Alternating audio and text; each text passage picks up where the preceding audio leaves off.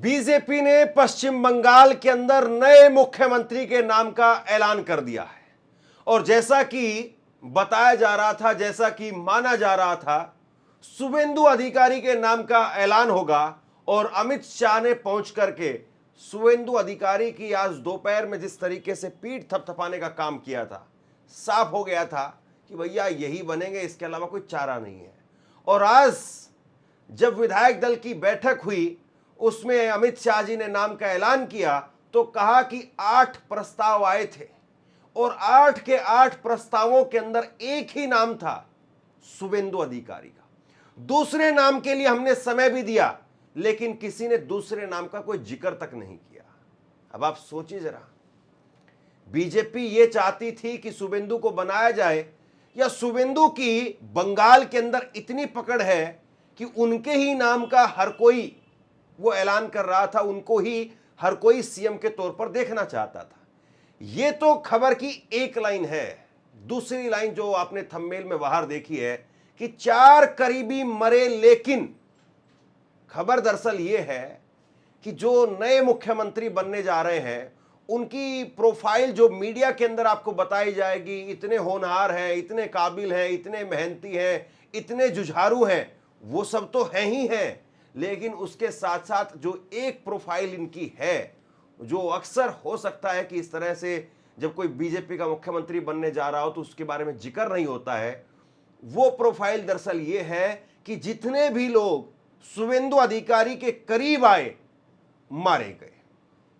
4 बड़े लोग जो शुभेंदु अधिकारी के बहुत क्लोज आ गए और एक एक करके चारों की मौत हो गई। अभी 2 दिन पहले आपने देखा, हमने खबरें बताई, पूरे देश में चर्चा हुई, शुभेंदु अधिकारी के पीए की मौत हो गई। उनके पीए, उनकी मौत हो गई, चंद्रनाथ रथ। लेकिन ये पहला मामला नहीं है, ये चौथा मामला था। इससे पहले 4 और इसी तरीके से पीए, बॉडीगार्ड, करीबी जो लोग रहे, वो अलग अलग मारे गए। कोई फुटपाथ के ऊपर पड़ा हुआ मिला, कोई शराब पी करके पड़ा हुआ मिला, किसी को सिर में गोली मार दी। और कई मामले, एक मामले के अंदर तो सीआईडी ने बाकायदा 120B के तहत शुभेंदु अधिकारी के खिलाफ एफआईआर में उनका नाम जो लिखा था सीआईडी ने।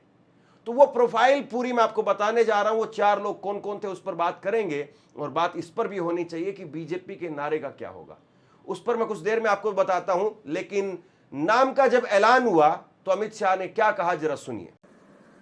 लगभग 8 प्रस्ताव और समर्थन प्राप्त हुए हैं और सभी प्रस्ताव और समर्थन एक ही नाम के मिले हैं।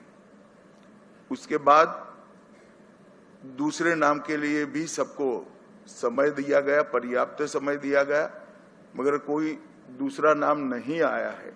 इसलिए केंद्रीय पर्यवेक्षक के रूप में मैं श्री शुभेंदु अधिकारी जी को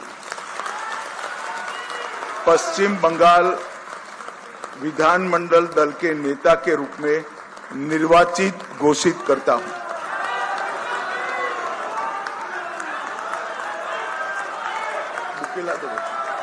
बुके এরপর আমরা অনুরোধ করব আমাদের এসএম স্যারকে এবং जो 4 करीबी लोग जिनको मौत के घाट उतार दिया गया या फिर जो मारे गए, उनके बारे में डिटेल में हम बात करेंगे। लेकिन उससे पहले जो अभी अपडेट सामने आ रही है उस पर जरा मैं एक एक करके आपके सामने तस्वीर रख देता हूं। शुभेंदु अधिकारी को यह जरा देखिए किस तरीके से फूल माला पहना करके स्वागत किया जा रहा है। अमित शाह साहब जो है वो आते हैं, गले लगाने की कोशिश करते हैं। बहुत बार जो है वो बहुत तरीके से अमित शाह ने वो पहले से साइन दे दिए थे कि शुभेंदु अधिकारी को ही वो सीएम बनाएंगे। और बीजेपी ने तीसरे ऐसे शख्स को सीएम बनाया है जो दूसरी पार्टी से आया है। और यही मोदी जी की नई भाजपा है, यही मोदी जी का नया जो है वो आरएसएस है। पहले कहा जाता था कि बीजेपी में अगर बड़ा नेता बनना है तो खाटी भाजपाई नेता होना चाहिए, आरएसएस से, संघ कैडर से आने वाला नेता होना चाहिए, जिसमें चाल चरित्र, चेहरे, संस्कार के सारे लक्षण होने चाहिए। लेकिन अब बीजेपी, जो नई बीजेपी है नरेंद्र मोदी साहब की, उसके अंदर शायद कुछ और ही क्राइटेरिया है। अब जरा स्क्रीन पर देखिए, अभी जो है वो नए सीएम बने हैं और ये सम्राट चौधरी 2018 में जेडीयू छोड़ करके बीजेपी में आए थे। इनको बीजेपी ने बिहार का सीएम बनाया।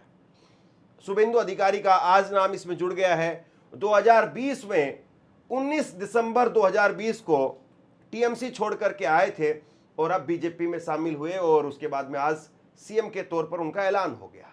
2015 में कांग्रेस छोड़ करके बीजेपी में आए हिमंत बिस्वा शर्मा, उनके नाम का भी वो ऐलान हुआ और उसके बाद में एक बार सीएम बने और उसके बाद में फिर से सीएम बनने जा रहे हैं। उनका भी शपथ ग्रहण समारोह होगा। तो बीजेपी के अंदर अब कोई किसी प्रकार से बीजेपी को परहेज नहीं है। कोई बाहर से आए तब भी कोई दिक्कत नहीं है। और मुझे तो लगता है कि अब बंगाल में, बिहार में और उसके साथ साथ असम के अंदर, ये तीनों आपस में एक साथ में लगे हुए एक ही लाइन में, पहले बिहार आता है, फिर बंगाल आता है और फिर उसके बाद में असम आता है। तीनों के बॉर्डर आपस में टच करते हैं और एक कंपटीशन रहेगा। एकजुटता नहीं बल्कि एक कंपटीशन रहेगा। और कंपटीशन ये रहेगा कि मोदी और अमित शाह की गुड बुक में किस तरीके से आया जाए। और खास तौर पर हिमंता बिस्वा शर्मा और उसके साथ साथ अभी शुभेंदु अधिकारी, इनके बीच में तो एक अलग ही कंपटीशन रहेगा कि मुसलमानों को लेकर के किस तरीके से कौन कितना कड़वा बोल सकता है। इस बारे में जो कंपटीशन चलेगा, क्योंकि हिमंता बिस्वा शर्मा को अब साफ तौर पर एक जो है वो उनका प्रतिद्वंदी मिल गया है। अभी तक वो जिस तरीके की बात बोलते थे, अब बीजेपी के अंदर एक और ऐसा नेता आ गया है। और इससे आगे अगर आप इधर आ जाएंगे तो फिर यूपी भी आता है। यूपी में योगी आदित्यनाथ, वो भी अब टेंशन में रहेंगे कि भैया इन दोनों की चर्चा रहेगी। और बंगाल बड़ा स्टेट है साहब। और जैसा मैंने इस खबर की शुरुआत में कहा कि बीजेपी के नारे का क्या होगा, एक जरा वीडियो सुन लीजिए आप। और ये विचार हैं बीजेपी के नए सीएम के। वो कह रहे हैं सबका साथ सबका विकास नहीं चाहिए, जो हमारे साथ हम उसके साथ। আমরা জিতব, হিন্দু বাঁচাবো, সংবিধান বাঁচাবো। আর বলবো, আমিও বলেছি রাষ্ট্রবাদী মুসলিম, আপনারাও বলেছেন সবকা সাথ সবকা বিকাশ। আর বলবো না, বলবো जो हमारे साथ हम उनका साथ, जो हमारे साथ, जो हमारे साथ, जो हमारे साथ, हम उनका साथ, सबका साथ सबका विकास। बंद करो नो नीड संख्यालघु मोर्चा। ভালো থাকুন। जय श्री राम, जय श्री राम, जय श्री राम। अब देखिए, मीडिया में बताया जा रहा होगा कि शुभेंदु अधिकारी की उम्र इतनी है, ये है, वो है, पारिवारिक पृष्ठभूमि ऐसी है, वैसी है, दुनिया भर की बातें बताई जा रही होंगी। लेकिन मुझे लगता है कि एक ऐसी चौंकाने वाली, बेहद चौंकाने वाली, और कोई भी आदमी नहीं चाहेगा कि उसका इतिहास इस तरीके का हो, लेकिन एक ऐसा इतिहास शुभेंदु अधिकारी का है। अब हम ये नहीं कह रहे कि इसमें शुभेंदु अधिकारी का कोई हाथ है। अब ये क्रोनोलॉजी है, ये फिर गजब का जो है वो संयोग है, एक दुखद संयोग है, क्या नहीं है, ये सारी बातें मैं आप पर छोड़ता हूं। मैं आपको केवल खबर बता रहा हूं। खबर दरअसल ये है, और ये खबर जो है वो आज तकरीबन अब धीरे धीरे जितनी भी पोर्टल्स हैं जहां पर छप सकती है वहां पर अब छप रही है। और जहां पर बधाई वाले और केवल चरण चुंबक वाले जो लेख, आर्टिकल छप सकते हैं, जहां पर यह बताया जाएगा कि भैया 2 से कैसे जो 77 पे आए, 77 से फिर जो है वो कब कैसे 207 पर आए, तो वो जो कहानियां जो बताएंगे वो तो एक अलग कहानी है। लेकिन मुझे लगता है कि ये कहानी भी अपने आप में बहुत दिलचस्प है। कहानी दरअसल 4 लोगों की है। 4 लोग ऐसे रहे जो शुभेंदु अधिकारी के बहुत करीब रहे। अगर मैं पीछे से अभी से लेकर के जाऊं तो अभी 2 दिन पहले आपने देखा चंद्रनाथ रथ, जो कि शुभेंदु अधिकारी के पीए थे, और वो अपने घर जा रहे थे। घर से 100 मीटर दूर 4 गोली मार करके 14 राउंड फायरिंग करके उनको मौत के घाट उतार दिया गया। अभी तक उनके हमलावर नहीं पकड़े गए हैं। पता नहीं चल पाया है किसने गोली मारी, क्यों गोली मारी। जो मोटरसाइकिल इस्तेमाल की गई उस पर नंबर प्लेट नहीं था, जो गाड़ी इस्तेमाल की गई उस पर नंबर प्लेट फर्जी था, उसका चेचिस नंबर मिटाया गया ताकि उस पकड़ा ना जाए। यानी कोई सबूत नहीं उस मामले के अंदर। एक गाड़ी पकड़ी और गाड़ी का भी चेचिस नंबर तक मिटाया हुआ था। यानी किसी प्रकार से कोई सुराग नहीं दिखाई दे रहा है कि आरोपियों तक पुलिस पहुंच पाएगी। और यह सब कुछ 2 दिन पहले हुआ है। 2 दिन के बाद में अब उनका नाम का ऐलान हो गया है। तो चंद्रनाथ रथ की कहानी तो बहुत आपने सुन ली है। इसके अलावा 3 बड़े लोग ऐसे और रहे जो करीबी लोग थे, उनकी मौत हो गई। इसके पीछे थोड़ा सा चलते हैं, मैं फ्लैशबैक में यहीं से आपको लेकर के जा रहा हूं। 2021 का चुनाव था। 2021 के चुनाव में शुभेंदु अधिकारी नंदीग्राम में ममता बनर्जी को टक्कर दे रहे थे। मामला फंसा हुआ था। शुभेंदु अधिकारी, उनकी साख जो दांव पर लगी हुई थी और वहां पर एक शख्स था, मैं डिटेल में आपको बताऊंगा, लेकिन पहले थोड़ा सा मोटे तौर पर आपको दिखा देता हूं पूरी तस्वीर। तो वहां पर एक शख्स था जो शुभेंदु अधिकारी का काउंटिंग एजेंट था और उसके साथ साथ ड्राइवर भी था। अब आप समझ लीजिए, जो आदमी ड्राइवर रहा हो, जो आदमी काउंटिंग एजेंट रहा हो, कितना मजबूत आदमी होगा, कितना करीबी आदमी रहा होगा। उस आदमी की मौत हो गई और उस आदमी की जो मौत हुई वो अननेचुरल डेथ जो है वो डिक्लेयर किया गया, अननेचुरल तरीके से, यानी उसकी मौत हो गई ये कहा गया। अब ये अननेचुरल डेथ में बहुत सारी बातें आती हैं, यानी कुछ ऐसा था कि कुछ अजीब था, रहस्यमयी था। अब ऐसे में तीसरे एक और शख्स का जिक्र करना यहां पर जरूरी हो जाता है। करीब करीब जो है वो 2018 के अंदर जब शुभेंदु अधिकारी ममता बनर्जी की सरकार में मंत्री थे, उस वक्त में शुभेंदु अधिकारी के एक बॉडीगार्ड थे और बॉडीगार्ड की जो है सिर में गोली मार करके हत्या कर दी गई। और उस बॉडीगार्ड की जो पत्नी थी, उसने आरोप लगाया कि इस हत्या के लिए जिम्मेदार कहीं ना कहीं शुभेंदु अधिकारी हैं। देखिए कितनी बड़ी बात मैं आपको बता रहा हूं। और उसी मामले में सीआईडी ने बाकायदा एफआईआर दर्ज की, उसमें नाम आया शुभेंदु अधिकारी का। आगे क्या रहा उस मामले का, आगे सुनिएगा आप। और वो जो पहले शख्स थे जहां से इस तरह की क्रोनोलॉजी की शुरुआत हुई, वो साल था 2013 का, आज से 13 साल पहले। 2013 के अंदर एक शख्स जो कि पीए थे, जिनका नाम प्रदीप झा था। प्रदीप वो एक रोज फुटपाथ के ऊपर मृत पाए गए, मरे हुए मिले फुटपाथ के ऊपर। और बड़ी बात यह है कि जब वो मरे हुए मिले थे तो उसके बाद में जो उनका जो पोस्टमार्टम हुआ उस वक्त में, उसमें कहा गया कि ये शराब पिए हुए थे, शराब के नशे में धुत थे और इनके जो सांस की नाली होती है इसमें कुछ फंसा हुआ था। अब देखिए आप किस तरीके से ये क्या कुछ संयोग रहा होगा। तो 4 लोगों की मौत हुई, 4 करीबी, लेकिन सामने नहीं आया कि साहब मारने वाला कौन है। एक शख्स जो अब एक बड़े सूबे के मुख्यमंत्री बनने जा रहे हैं, जिनके कंधों पर जिम्मेदारी है राज्य के अंदर सुख शांति समृद्धि लाने की, और उस राज्य में जहां पर हिंसा उसका इतिहास रही है, राजनीतिक हिंसा इतिहास रही है, उस राज्य में उस राज्य के जो मुख्यमंत्री बनने जा रहे हैं, उनके साथ में एक धब्बे की तौर पर ये उनका एक इतिहास भी जुड़ा हुआ है। और ये मैं अपनी तरफ से कुछ भी नहीं कह रहा हूं। जाहिर सी बात है, कोई भी आदमी इतने बड़े एलिगेशन या इतनी बड़ी चीज अपनी तरफ से कह ही नहीं सकता है।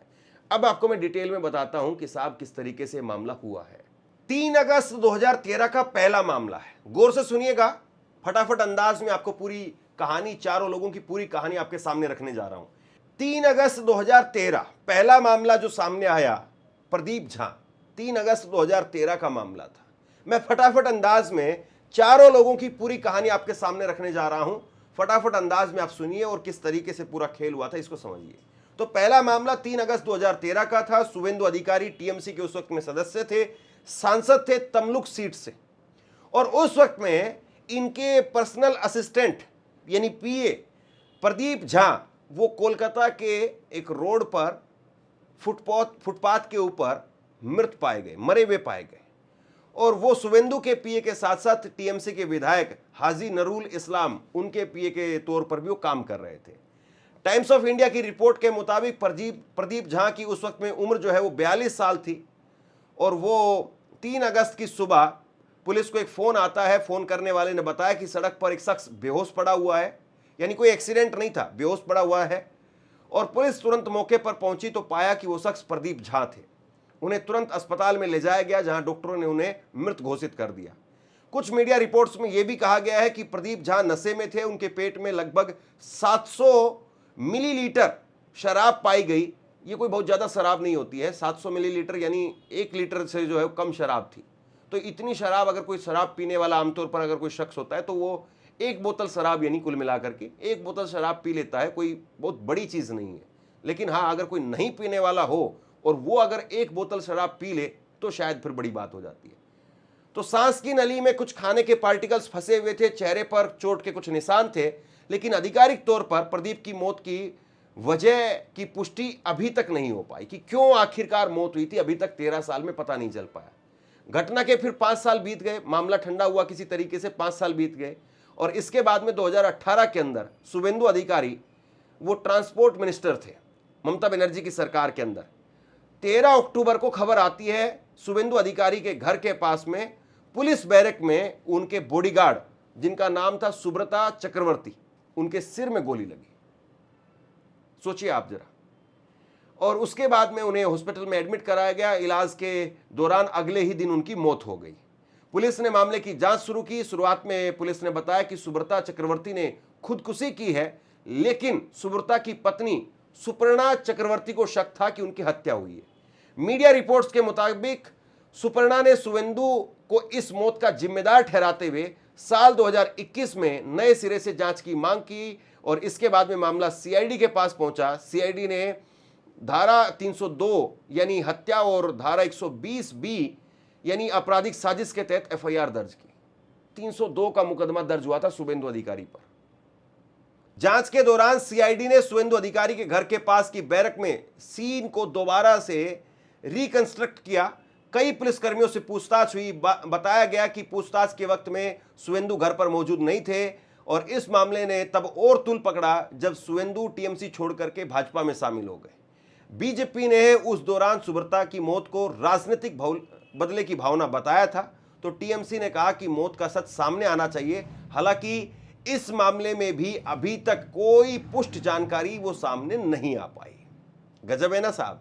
चलिए, अब इस मामले की जांच चल रही थी। शुभेंदु के एक और करीबी की मौत की खबर जो सामने आ गई। साल था 2021। 2021 में पश्चिम बंगाल में विधानसभा के चुनाव चल रहे थे। शुभेंदु अधिकारी नंदीग्राम सीट से मैदान में थे, वही सीट जहां से ममता बनर्जी भी चुनाव लड़ रही थी। चुनाव हुआ, नतीजे आए, ममता बनर्जी को हरा करके शुभेंदु अधिकारी जीत गए।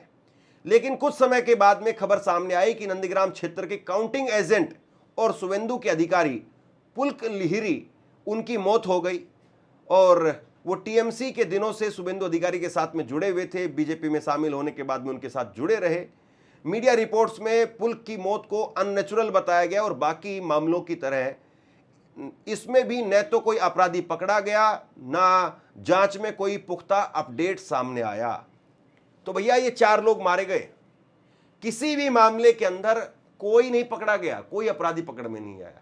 अब ये इत्तेफाक है या प्रयोग है, ये संयोग की बात है। अगर मैं मोदी जी के शब्दों में कहूं, ये संयोग की बात है या प्रयोग की बात है। अगर मैं अमित शाह जी के शब्दों में कहूं तो ये क्रोनोलॉजी क्या कहती है। खैर, अब तो वो सीएम बन गए हैं।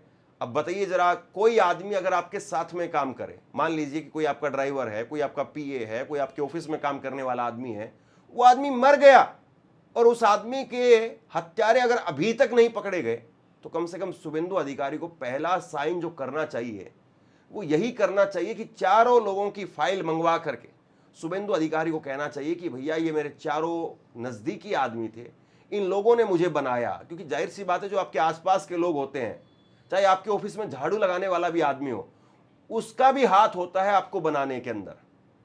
तो जिन्होंने आपको बनाया, कम से कम उनके हत्यारों को तो फांसी के तख्ते तक आप पहुंचाइए।